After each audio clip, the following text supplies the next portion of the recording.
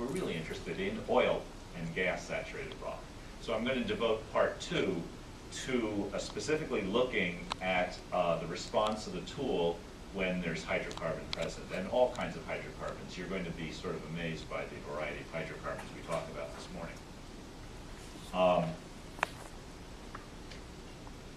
So I think the screen is perhaps a bit dim, but hopefully you can see this. This picture was taken from inside a logging truck. So I'm basically standing where there's the computer and the winch control. The winch is sort of down here. It's sort of this dark object, and this is carrying the 10 kilometers of semiconductor cable. This thing guides the cable when it gets re-spooled onto the winch, so just to make sure it doesn't turn into a big mess. The cable goes out to the rig, which is over here. It goes up and down through a series of pulleys, and then down into the earth. And at the end of that cable is a CMR logging tool, along with a bunch of other tools that we used. And this is back 2 winters ago in Colorado for an oil shale logging job. Now, we're not going to say much more about logging trucks and the like, but we're going to spend a lot of time looking at logs and understanding them, and understanding the basic petrophysics of the logs.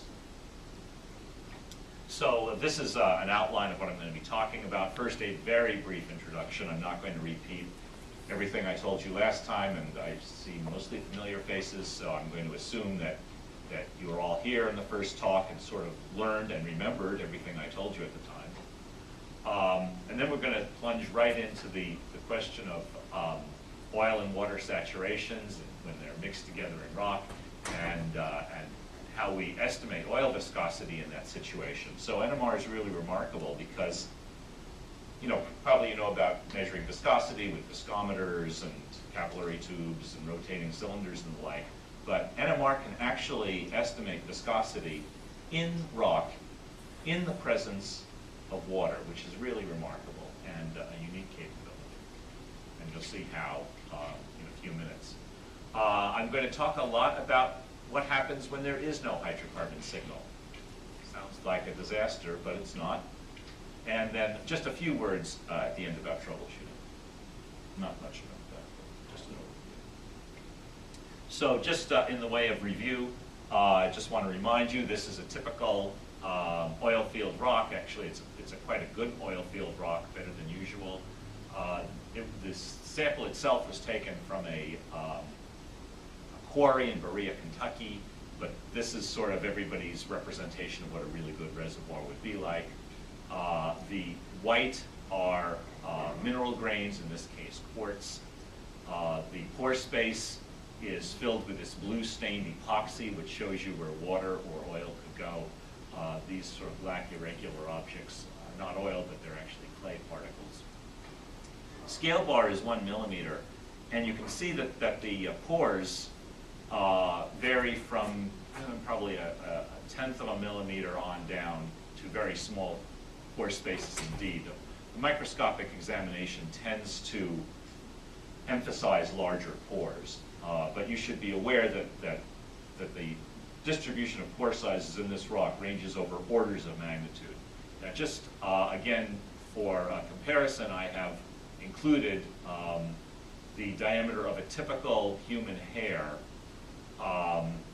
Human hairs range from like 50 microns to 200 microns, but this is sort of average. And you can see that the pore spaces we're dealing with are finer than your hair. So, you can think of oil reservoirs as sponges, but the sponges are really very fine, it's amazing that it's rocks like this that produce 1,000 barrels of oil a second worldwide, which is what drives our global economy. And again, I showed this slide last time just to remind you, what questions do we have about oil and gas reservoirs? Well, certainly we want to know the porosity, which is how much pore space is in that porous rock that we just looked at. We want to know the permeability, which is how fast fluids will flow out, which is very important in terms of sizing the surface facilities and understanding the economics of the well. You need fast production in order to pay back the banker. Viscosity of the oil is very, very important in terms of the quality of the product you're getting. Normally, you want low viscosity oil, and you want to avoid high viscosity because that has a lower value, harder to pump, comes out slower. How much water will be produced with the oil?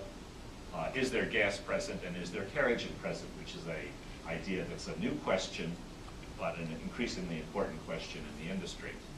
Now, I covered some of these things last time in part 1, which is shown in blue. If you missed that talk, I made a voiceover sort of slideshow of it, which Paul Girardi has not yet sort of made public, but I can sort of give it to you. And I also have the slides from that talk, so it is available, and you can ask me for it. Today, in part 2, we're going to be looking at the subjects that are in red: the viscosity of oil, is there gas present, and is there kerogen. So let's get started with the main talk. So we're looking at oil and water saturations and the estimation of oil viscosity.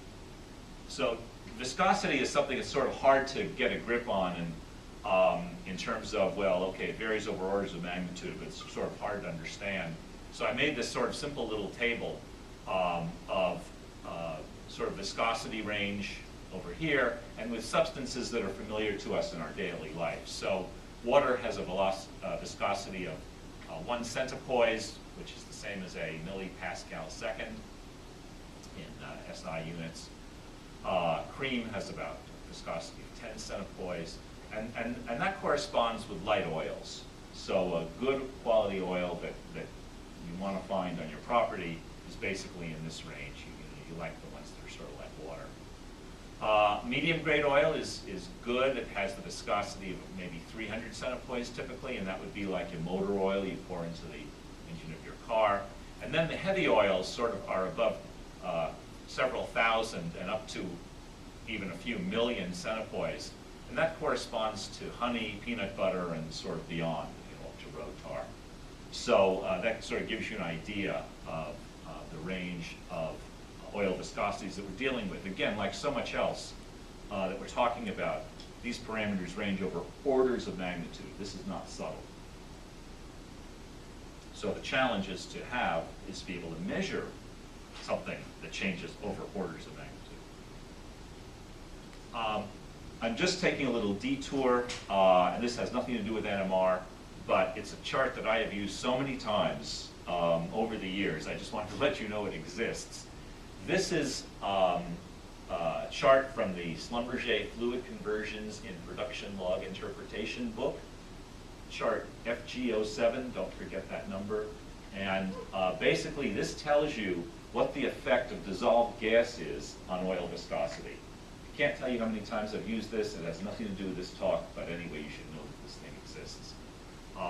Basically, the more dissolved gas, this is measured in cubic feet per barrel, and the higher the temperature, the lower the viscosity, and the chart will tell you how to go through this procedure. Anyway, it's useful. Little extra goodie for those of you who can't. Okay, so back to the main subject. As I said, oil viscosities vary over orders of magnitude, and this is a good example of that. This is in the Milne Point Formation, Milne Point Field up on the north slope of Alaska on the Arctic Ocean, coast of Alaska, and over a depth interval of maybe 600 feet, viscosity varies over 3 orders of magnitude from maybe 20 centipoise up to 10,000. So this, and again, you sort of want to find the lower viscosity regions. You see, even at one depth, you could have this really wide range of viscosities. It's a factor of 30. So it's very important to find out where the low viscosity sections are, or if it's high viscosity, that tells you whether you're going to need steam to treat it, or how big the surface facility is going to be, and so on. So this is really important information. You can see it varies rapidly in the Earth. Well, how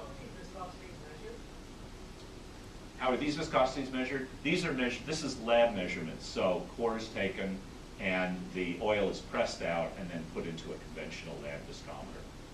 So this is not log data, this is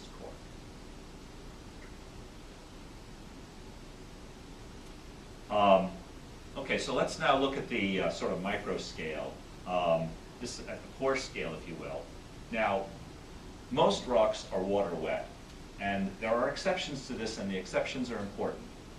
But the general run of sandstones and many carbonates are water wet, and generally speaking, in the logs that I've looked at, almost in every case, it's turned out to be a water wet situation. So that's kind of the default guess. If you don't know any better, let's assume water wet. So what happens in the pore space of a water wet rock is that you have water sort of lining the grain surface. So the grains are over here. It's not very well labeled, I'm sorry. So the grains are out here, and this is the pore, and you have water sort of clinging to the grain surfaces. That's why it's water wet. And then if you have oil, you have a somewhat spherical, or at least convex, droplet of oil.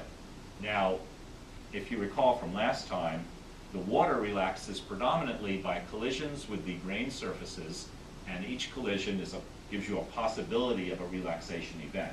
And that's why relaxation of water in rock is so much faster than relaxation of water in a test tube, where essentially the surfaces are very, very far away with respect to molecular motion.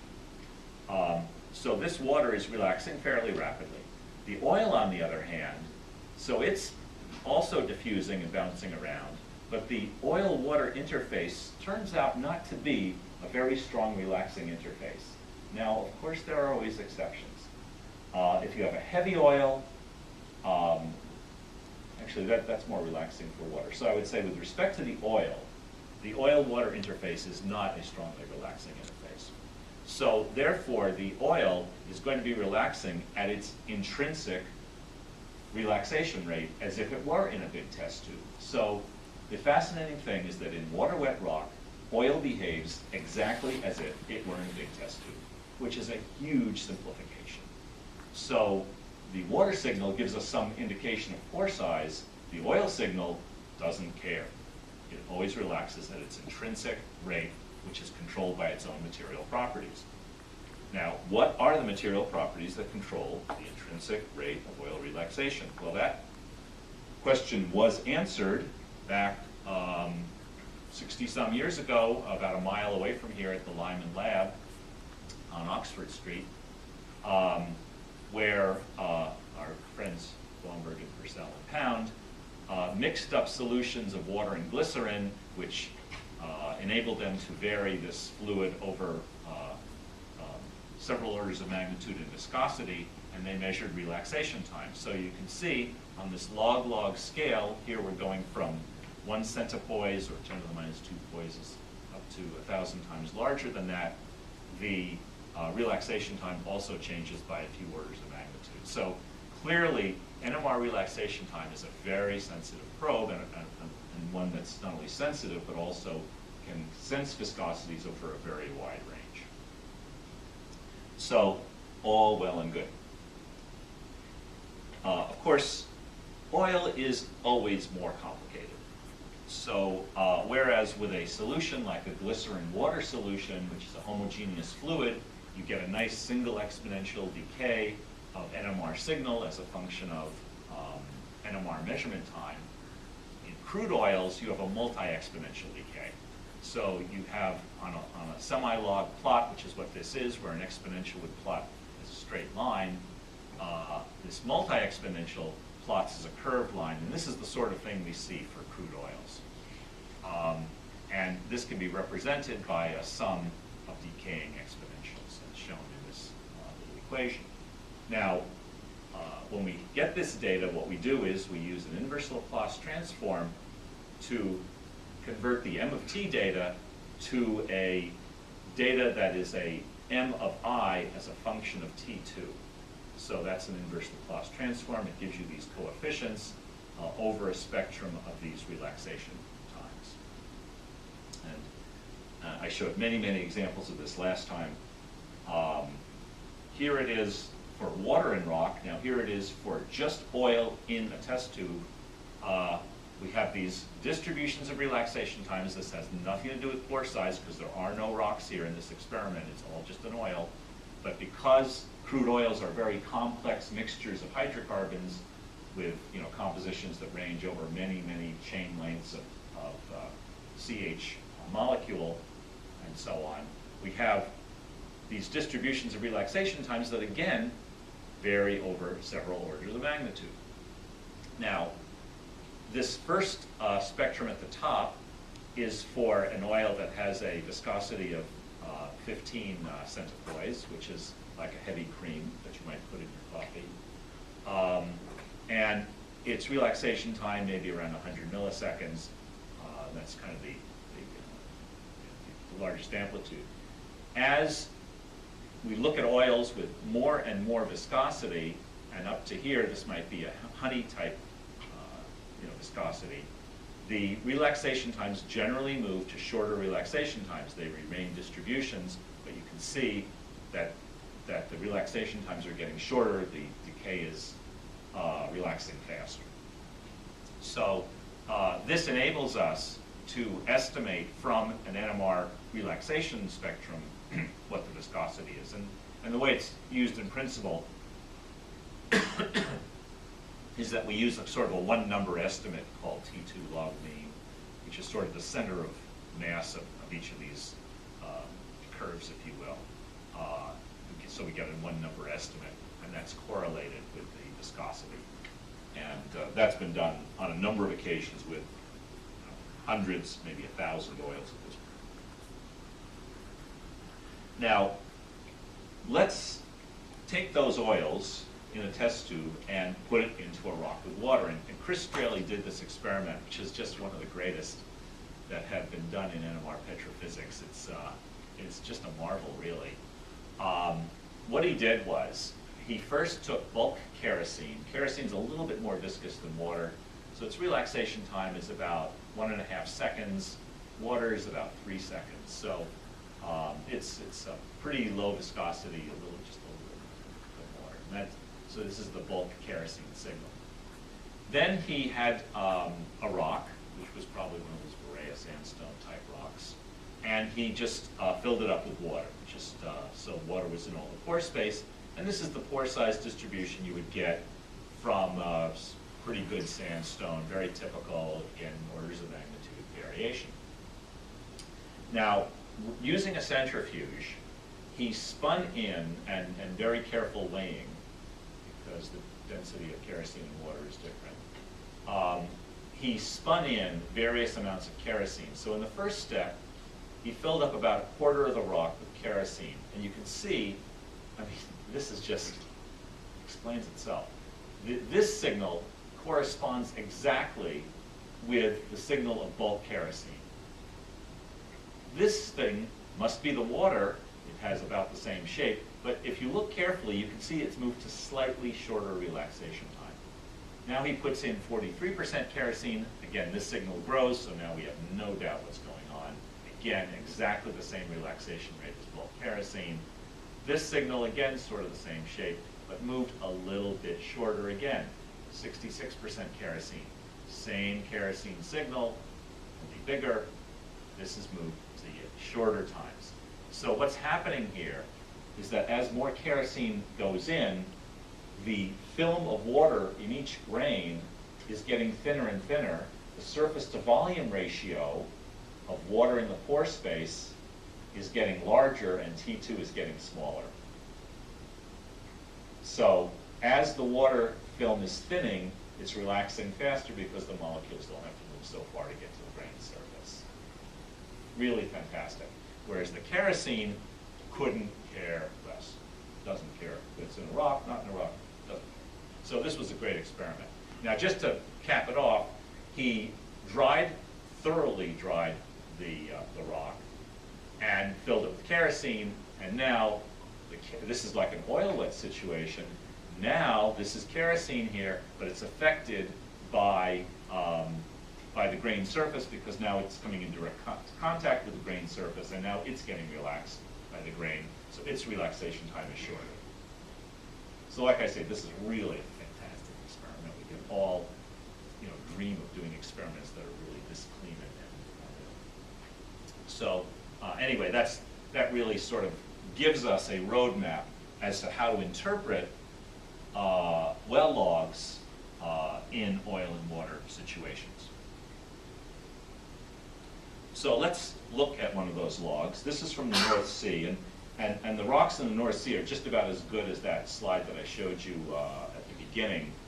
Really, really good reservoir rocks, no clay, nice coarse grain. These were basically sand dunes.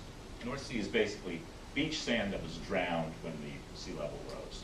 So this is like the world's best reservoir rock. And this log is so simple, I could explain it to my mother. So what's going on here is that, who's not a petrophysicist? So this is gamma ray, which is an indicator of clay. Nothing happening. Nothing happening. So clean sandstone, just what we expect in the North Sea.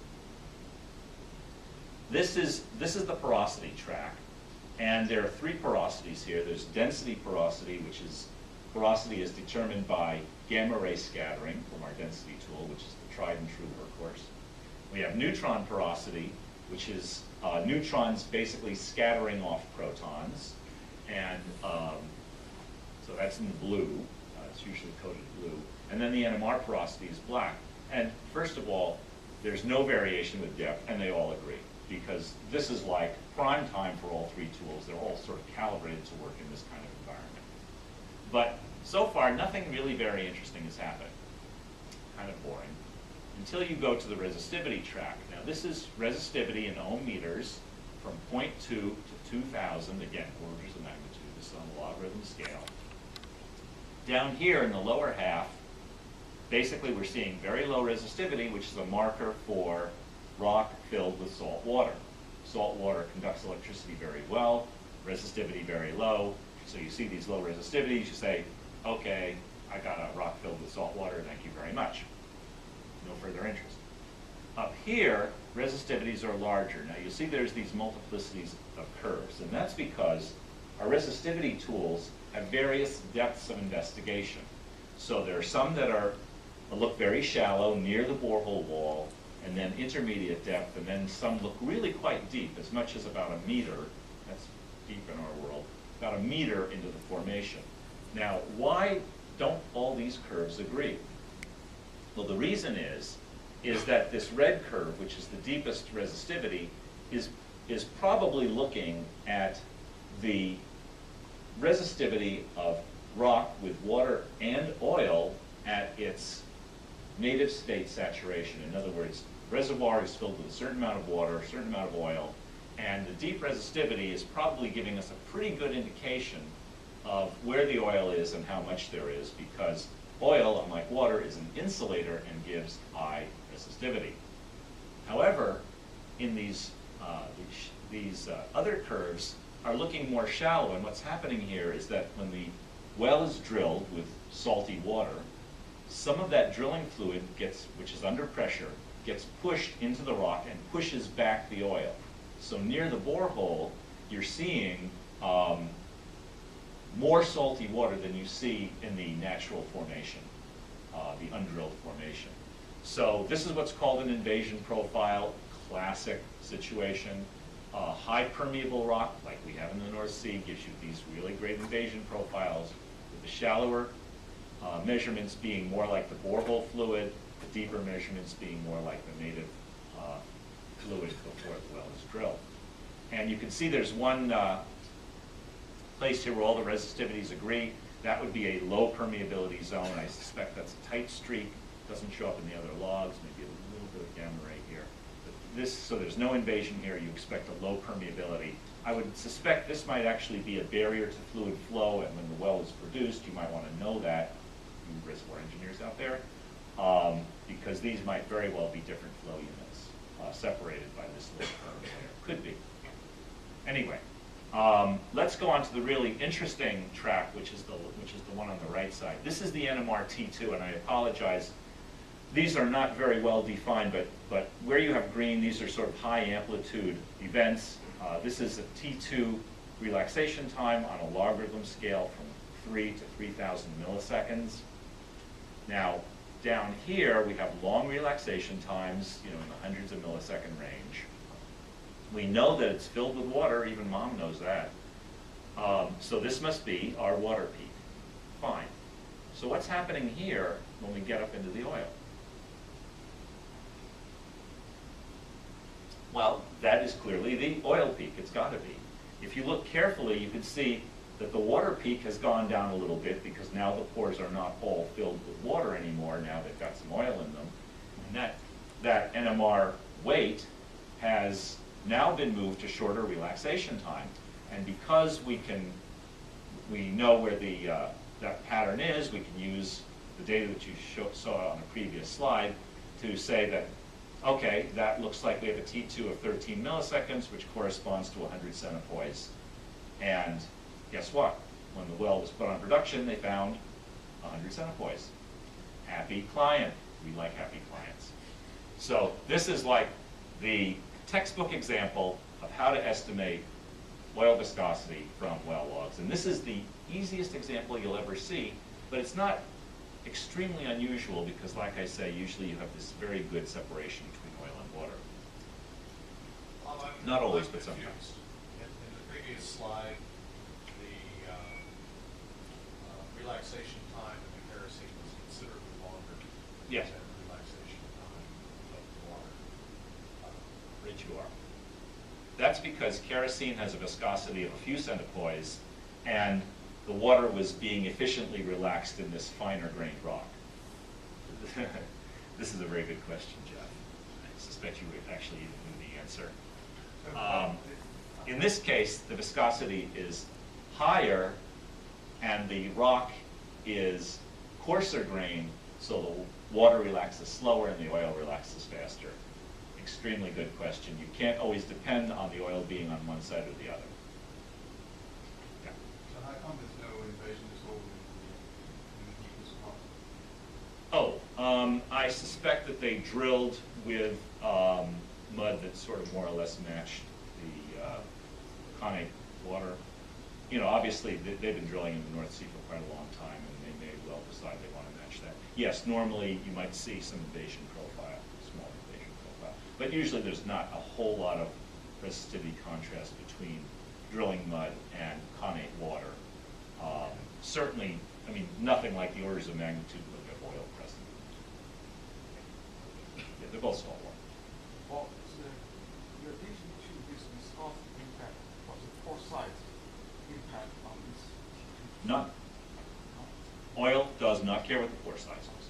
Now, if you have an oil-wet rock, which does occur from time to time, then the oil will care about the pore size. And in fact, in the previous example that I showed you where the rock was filled with kerosene, let's go back to that again, used here, the kerosene does care about the pore size. But this is in an oil-wet situation. Water-wet situation, doesn't care.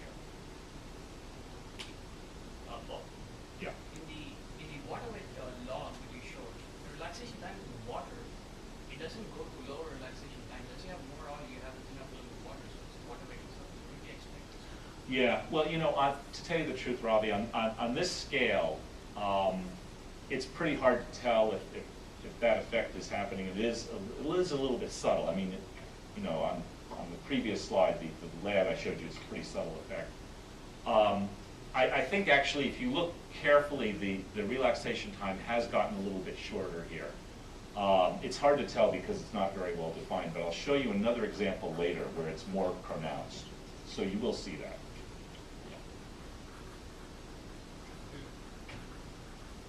Yeah. So the difference between this slide and the previous slide here, you have large pores.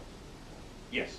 Okay. Large pores and a higher viscosity oil means that the oil relaxes faster than the water. Yeah, but when you go in, you don't know what type of oil you have, whether it's kerosene or high viscosity oil, and you also, well, you guess you know what the pore size is. So this interpretation, which fits to the left to the right, depends on the density curve.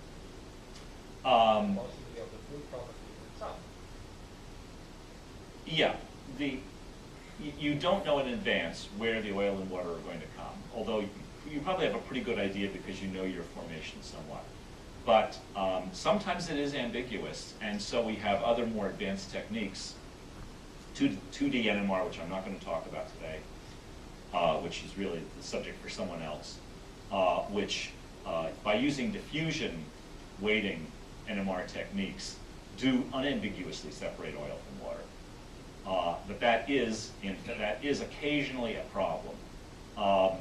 In practice, you usually have a pretty good guess. But yes, it is a guess. It's a log interpretation part.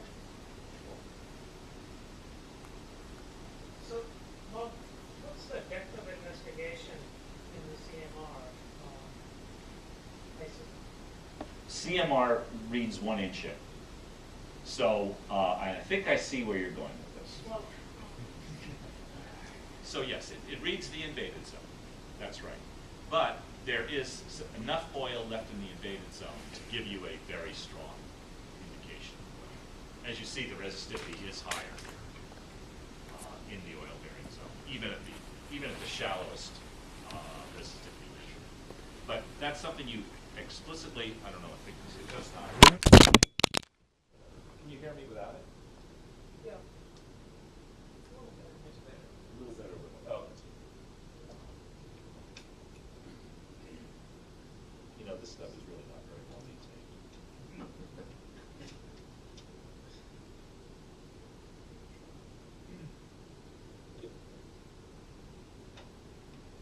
Better? Put that up higher. You want to hear more? I want to hear you. Okay. Let's see, where were we? Oh yeah, depth investigation. Yeah, so you can see that there's enough oil left here to give you a higher resistivity. But in fact, you would not use the NMR tool in a formation like this to give you oil and water volumes. In less permeable formations where there's less invasion, it can be useful that way. But you need to be aware as a log interpreter what the volume of investigation of your tools is. Very important. Very important. Yeah. I guess it begs another question, because if I look at the porosity curve with CMR and ρV, it's more or less the same depth of investigation, but they're about 30%, up to 30% different. I think ρV maybe is 35 PUs, and CMR is maybe less, maybe 15%. Oh, I don't think it's 30% difference. The scale here is minus 15 to 45, so this is a 60. So relatively. Yeah, there There's certainly some is. relative difference. There is a gap, you know, and Yeah.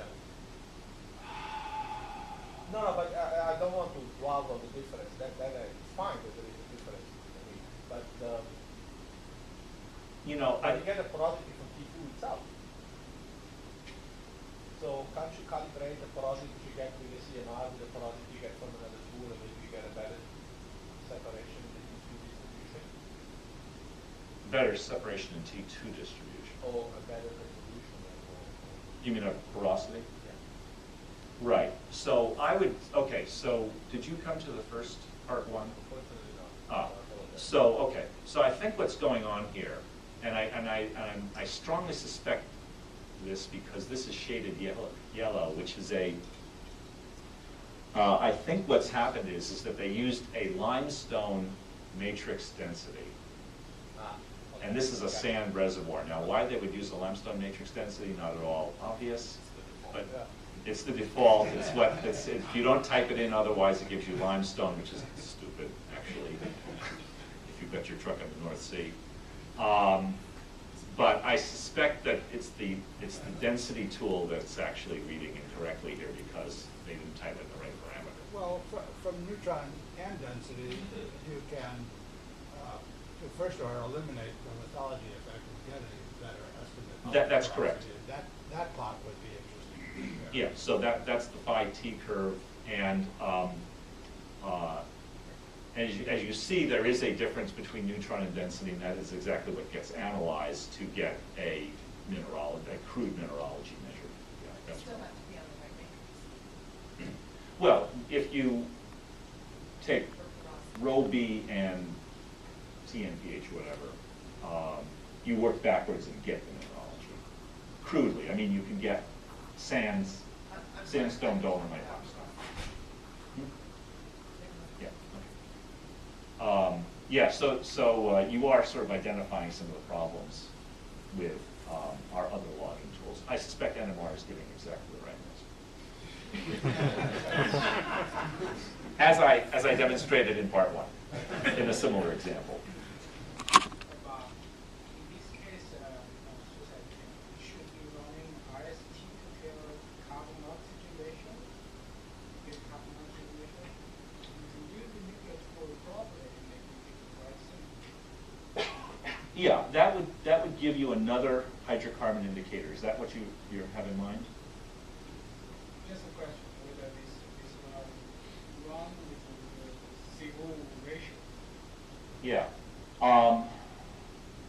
You know, I'm a great fan of the RST, but I need to tell you something. This is awesome. I'll just speak louder.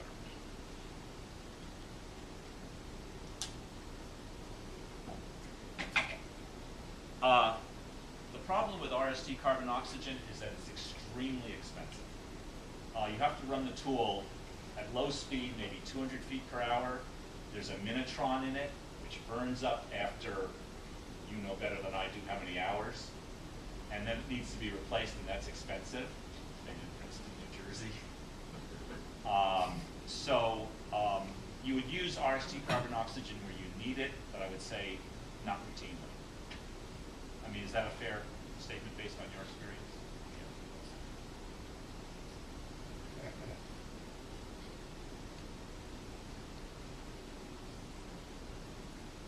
This slide certainly excited a lot of questions. Any others?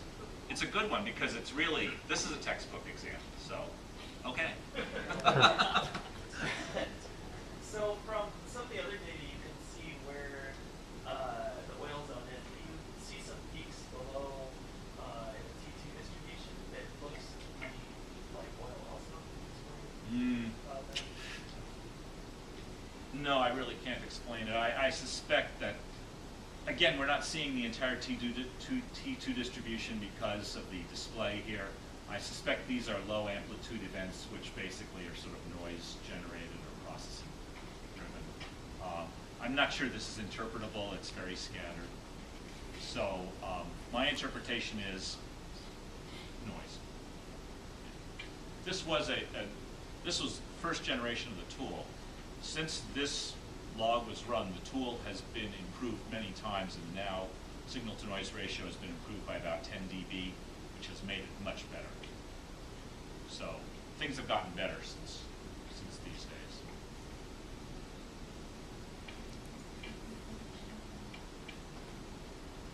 Okay, let's look at another example. This is quite a different formation. It's really kind of the opposite. This is a Monterey Formation in California, Miocene age, which is about 10 million years old. Basically, looking over here first, we have a very, very strong peak, which is the water peak, at a depth of about 2,100 feet, which is more significantly 50 degrees centigrade. We have a crystallographic transition from opal A to opal CT, with a reduction in the pore size. So what's happening is that we're going from a larger pore form to a smaller pore form, and this is driven not by pressure but by temperature, as it turns out. Very clear here. The porosity is over in this track, and this is, I just want to point this out, this is from 0 to 120 PU. Of course, 120 doesn't make any sense, but the point being that this rock is extremely unusual. It has porosities as high as 55 porosity units, or 55% of the rock is pore space. And the reason it can be that is that the grains in the Monterey Formation are microporous. So you have maybe a grain that's they're stacked together in the normal way, but those grains themselves are full of empty space. These are diatomites. I really should have put up the slide, the diatomite slide, which was a marine animal that had, made these shells that were very, very, very porous. So I have some of this stuff actually in my office if you want to come by and look at it. It's incredibly light. But the main story here is that NMR easily detects this opal A, opal CT transition, which other logs are really not very sensitive to. The oil signal is out here. Now again, we have this situation where in this very fine-grained rock, the water's relaxing relatively fast, the oil is relaxing relatively slower. And it's well separated, so it's easy to tell. Up at the top, above 1,200 feet or so, we see the oil peak starting to go in toward the water peak to shorter relaxation time, and that's because in this formation we know that the water is getting more viscous, heavier, if you will, higher density, more viscosity, as we go up the section, which is fairly typical for this kind of formation. So again, all kinds of information from NMR that we would never see with other logs. Couldn't possibly.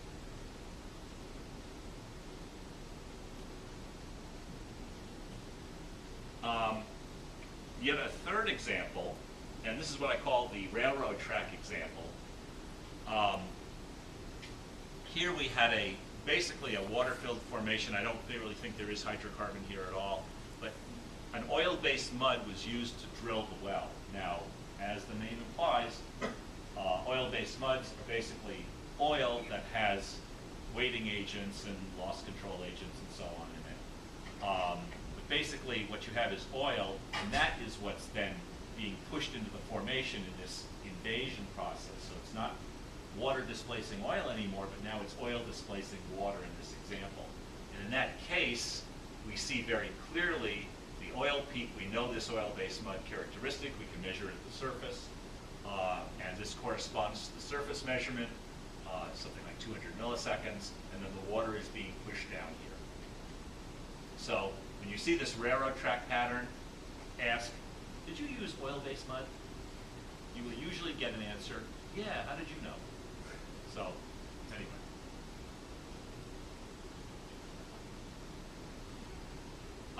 Another example, and this is going to address a question that came up a little bit earlier. Well, does that mean you can't measure at this point as much? No, you can, but your hydrocarbon, if you have hydrocarbon, it makes it difficult or maybe impossible to estimate the viscosity of the native hydrocarbon, because at that 1 inch into the formation, your pore space is going to be dominated by the oil-based mud. Now, we have done some tricks, taking advantage of the fact that the native oil and the oil-based mud have different viscosities to sort of pull out some estimates, but it's hard. The oil-based mud, it's going to be hard to see an oil signal in the CMR. What are the circumstances in which the oil filtrate can invade a water-wet rock? I thought one of the advantages of an oil-based mud was that that wasn't supposed to happen. Yeah, it doesn't happen very much. So the oil-based mud will typically only invade maybe millimeters to centimeters. I mean, whereas water-based mud might invade feet, tens of centimeters. Water-based mud tends to not invade very much, partially for that reason. And so it's a question of whether or not the invasion will reach the CMR depth of investigation or not. That's just 1 inch. So the big advantage of the new tool, the MRX or the MR scanner, is that it measures shells. Now, those of you who have worked on it may wonder, well, why are these shells are like a few inches apart? Who cares? Well, in oil-based mud, you care a lot, because that deepest shell, which is about 4 inches, probably will not see oil-based mud invasion, whereas the shallowest shell, which is less than an inch, could. So there, in that situation, I would recommend using the MR scanner. This is a kind of a bizarre example. This was a well that was first drilled with water-based mud and then measured with NMR. And so we have, and again, I apologize, the display is perhaps a bit suboptimal, but dark colors correspond to high amplitude T2 distribution. And again, several orders of magnitude relaxation time here, probably 3 to 3,000. And so we have, you know, this formation which has various sizes of pores and so on and so forth. The interesting thing is that the well was then re-drilled, what's called reamed, with oil-based mud. And I don't remember why they did this. They must have had some good reason. It's an unusual circumstance, to say the least. But what happened was, when they drilled with the oil-based mud, that, again, invaded to the depth of the CMR, depth of investigation, pushed back the water. Now here, and so again, here's the oil track, and again the water here. In this zone here, we do not have the oil invasion. The reason is that this zone is a shale with a low permeability, and you don't have that oil invasion anymore. And that's why you don't see much of an oil signal here. T2s are very short here, and petrophysical interpretation is shale, which is basically permeable. But in the sandier places, up here and down here, then you do see that oil-based mud invasion. Now, if you look very carefully, and I don't know if you can see this from where you're sitting, but in fact, if you compare this water track with this water track has been pushed to slightly shorter T2s because, once again, the pore space is now being filled up with oil, the interior of the pore space. The water film lining the grains is getting thinner, higher surface to volume ratio, shorter relaxation time, just as Chris Straley found in his experiment. So this is an example where you can actually see the water being pushed to shorter times by the presence of oil. So we actually see this in rock. So it's a cool example, although the display is kind of crummy. It's a really interesting and good example.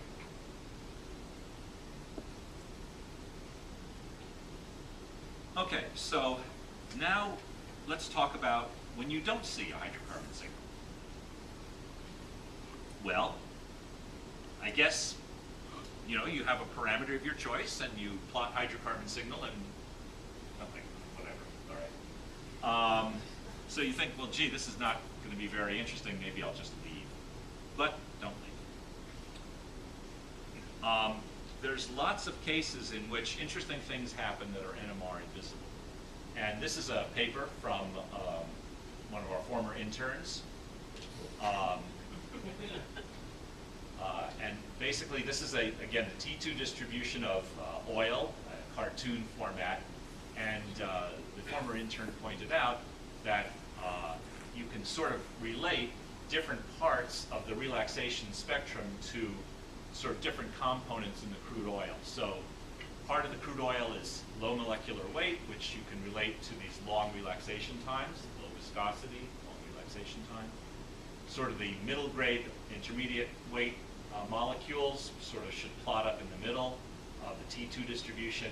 And then the very heavy stuff, things like asphaltene and so on, would plot at the very low end. Now the key point here is that this dotted line illustrates the minimum relaxation time that the tool is sensitive to, the dead time of the measurement. So anything that is relaxing faster than this time, T2 mid, is going to be NMR invisible. And you can use that information to estimate things like viscosity, and I'll show you how. I'm going to just pursue this example a little bit more. This is sort of a log version of what you just saw, only this is real log data. And what you have here, I'm not going to explain all of this, but basically the outside line here, outside of the shading, is the porosity of the rock. And using NMR and resistivity data, that gets segmented into, firstly, a water zone down here, so blue is water. The black, and then now I'm going to go the other way, the light green is the part of the water signal that has long relaxation time, dark green, part of the oil signal that has shorter relaxation time, and then the black is the porosity deficit of NMR. So NMR is not seeing something, and as compared to, say, the density tool, and that's what's coded black here. And you can see that in the black sections, that's where viscosity is the highest. So this is viscosity from 1 to, is that 100,000 centipoise. And where you have a very little bit of light green and a lot of black, where their signal is missing, that's where you have high viscosity. So you can see that by analyzing the various amounts of visible and invisible signal, you can estimate viscosity. Now, I'll show you another example in a minute. Yeah. The light green, so that is the density porosity? The outside, so this outside curve is density porosity. Light green segmentation is from NMR. Yeah, yeah. 1T2. The left line. Yeah, so the leftmost line is density. And the viscosity here is the viscosity inferred from the NMR. Yes, yes, yes. This is kind of another way of expressing the same idea. This is a chart of API gravity, which is basically the density of the oil. Low density has high API gravity. You know, this is the oil industry for you. But these are the low density oils, which are the very low viscosity oils, very high quality. 35 API, pretty much put it in your gas tank. 20 API is sort of the limit of where we start talking about heavy oil. And below 20 API, you'll notice that the hydrogen index, which is the NMR signal per unit volume, is now going down. And the higher the API, the lower the API gravity, the more NMR signal is missing. And so therefore, again, by using a difference method, you can estimate the viscosity due to this loss of signal.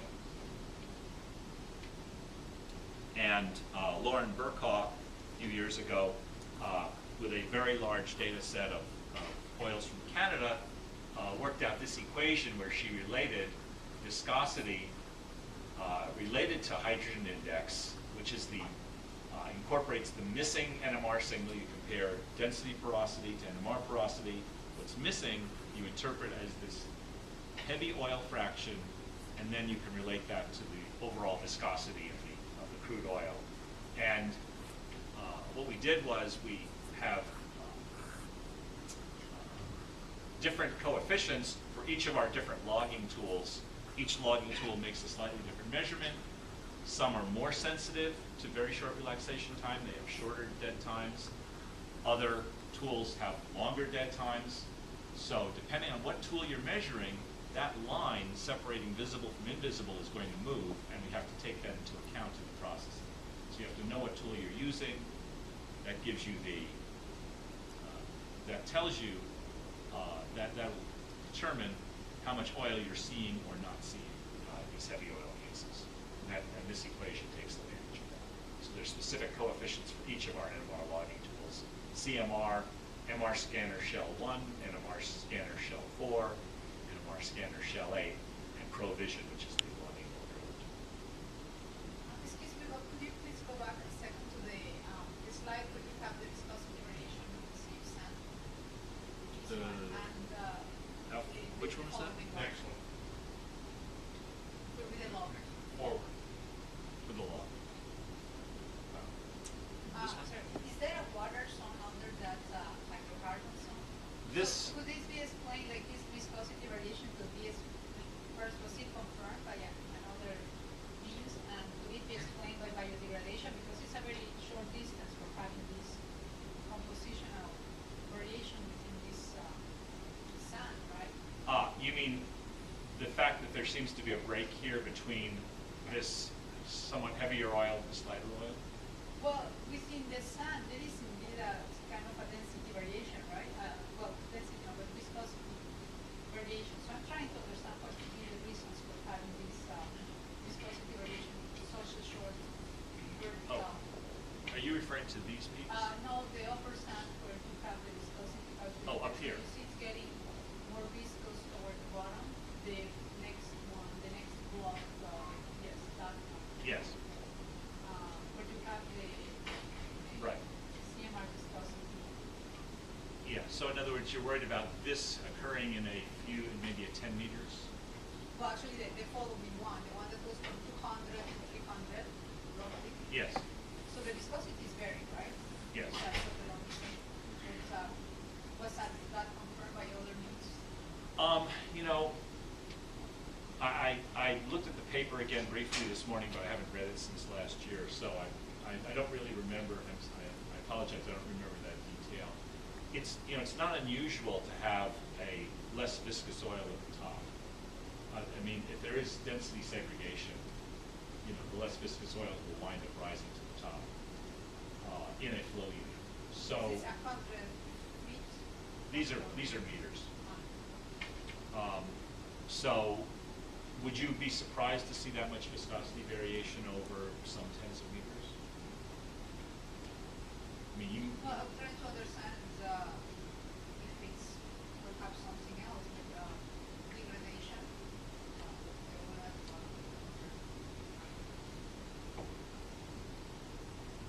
Yeah, this is thick for a tar mat. Tar mats aren't this thick, unless. I think we should probably both go back.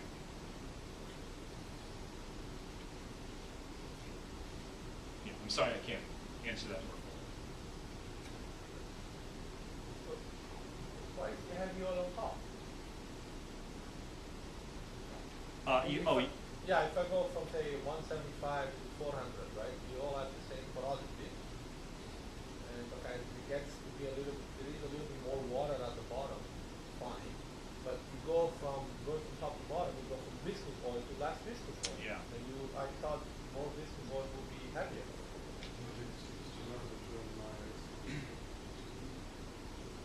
Well, I mean, there's sort of two things going on which are sort of fighting each other, and I don't know exactly what's going on here. I mean, for the same reason that I told Soraya that I really need to go back and read this again. But in general, you have two competing effects. Within a flow unit that's in equilibrium, the lighter oil will tend to float to the top, and that's the less viscous. But on a larger scale, and let's go back to the UGNU, which is way back there.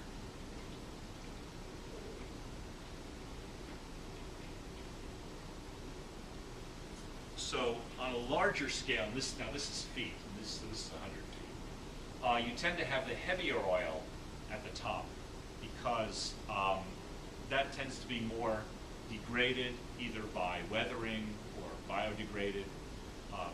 80 degrees C is a very, very important temperature because bacteria can live below 80 degrees C but not above 80 degrees C. Okay, So cool reservoirs get degraded, and that's basically what's happened here in this new branch. So these are sort of competing effects where normally, and like in the Monterey, same thing. Let's go back to the Monterey. Again, here, on a larger scale, you have heavier oil at the top. So clearly, this is not in gravitational equilibrium, but you tend to have more of the degraded oil at shallower depths. Is it possible that it's just too thick to move? That's a factor. Yeah, that's a factor. Heavy oil reservoirs can be quite complicated with light oil sort of stringers. I mean, that's why this tool is so valuable. And that's also why, if you go back to that UGNU example, which I'm not going to go back to, you see this wide range of viscosities. Well, those are sort of individual sands, each of which has a different viscosity that are sort of stacked. So things can be pretty complicated. But as far as the details of Ridvan's example, I think we should go and read that paper.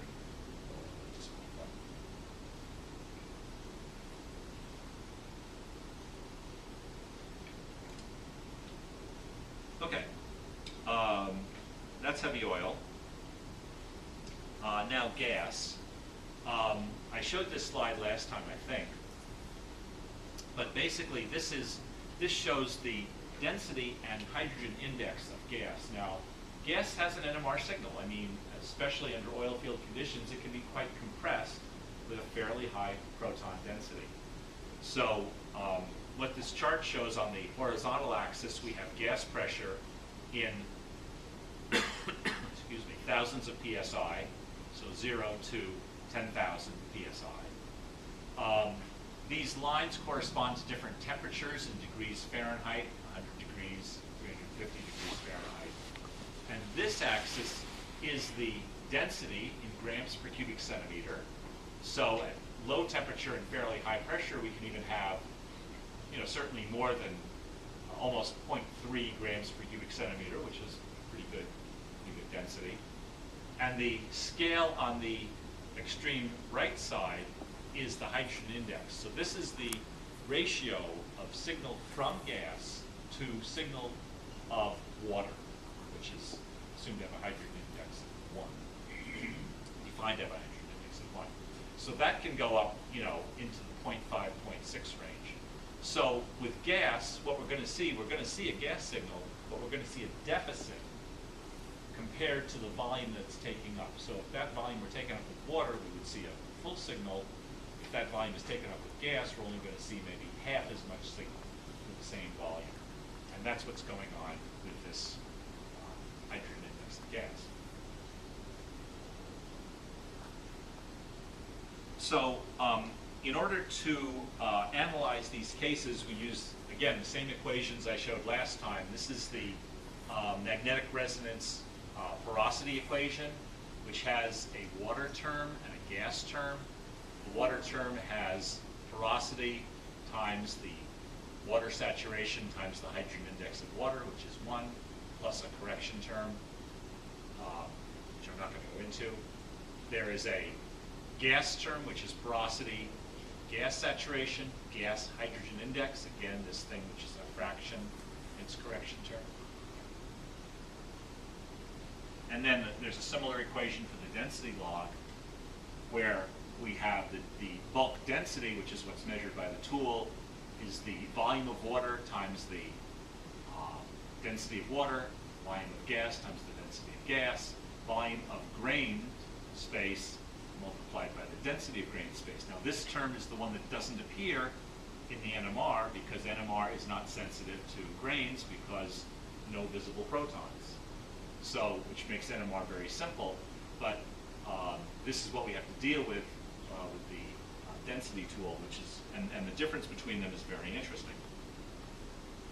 So if you solve these simultaneous equations and solve them for porosity and gas saturation, you get these equations. Take my word for it, but it's really is high school algebra. You get an equation for porosity that incorporates both the density porosity, d phi, and the NMR porosity, TCMR, plus a bunch of other terms that you pretty much know. The gas saturation, or hydrocarbon saturation, again, is a combination of the density porosity, the NMR porosity, and again, hydrogen index comes in, and a bunch of other terms that you pretty much know. And so this gives you an unambiguous solution